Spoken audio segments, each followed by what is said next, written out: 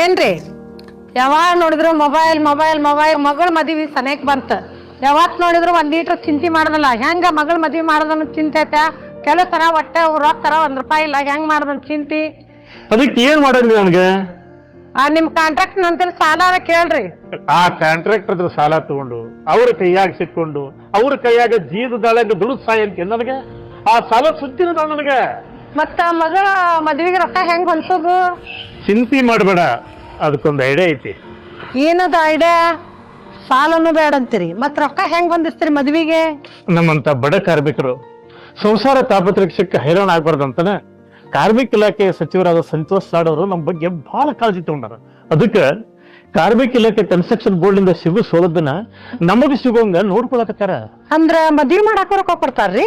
ಹಾ, ಮತ್ತೆ ನೋಂದಾಯಿತ ಕಟ್ಟಡ ಕಾರ್ಮಿಕರಾಗ್ಲಿ ಅಥವಾ ಅವ್ರ ಮಕ್ಕಳಾಗ್ಲಿ ಮದುವೆ ಆದ್ರೆ ಕನ್ಸ್ಟ್ರಕ್ಷನ್ ಬೋರ್ಡ್ ನಿಂದ ಮದುವೆ ಸಹಾಯಧನ ಅಂತ ಕೊಡ್ತಾರ. ಹೌದ್ರಿ?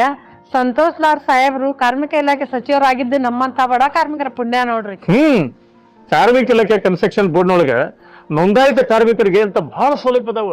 ಇಂಥ ಅನೇಕ ಯೋಜನೆಗಳ ಬಗ್ಗೆ ಮಾಹಿತಿ ತಿಳ್ಕೋಬೇಕು, ಆ ಸೌಲಭ್ಯವನ್ನು ಪಡ್ಕೋಬೇಕು ಅಂತಂದ್ರೆ ಕಾರ್ಮಿಕ ಇಲಾಖೆ ಕನ್ಸ್ಟ್ರಕ್ಷನ್ ಬೋರ್ಡ್ ನ ಸೋಷಿಯಲ್ ಮೀಡಿಯಾ ಪೇಜ್ಗೆ ಒಮ್ಮೆ ಭೇಟಿ ಕೊಡಿ. ಅವುಗಳ ಲಿಂಕ್ ಅನ್ನ ಡಿಸ್ಕ್ರಿಪ್ಷನ್ ಹಾಕಿರ್ತೀವಿ. ಹಾಗೆ ಆ ಪೇಜ್ ನ ಲೈಕ್ ಮಾಡಿ, ಶೇರ್ ಮಾಡಿ, ಸಬ್ಸ್ಕ್ರೈಬ್ ಆಗಿ.